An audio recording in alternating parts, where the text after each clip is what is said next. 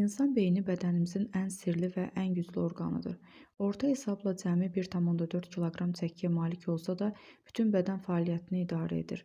Beynimiz saniyədə milyonlarla məlumat emal edir və bir çox hallarda kompüterlərdən daha sürətli qərar verir.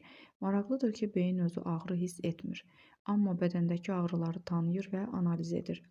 İnsan beyni gün ərzində təxminən 20 vat enerji sərf edir. Bu, kiçik bir lampanı yandırmaq üçün kifayətdir. Yuxu zamanı isə beyin istirahət etmir, əksinə daha aktiv çalışır. Gün ərzində yaşanan hadisələri analiz edir və xatirələri uzunmüddətli yaddaşa köçürür.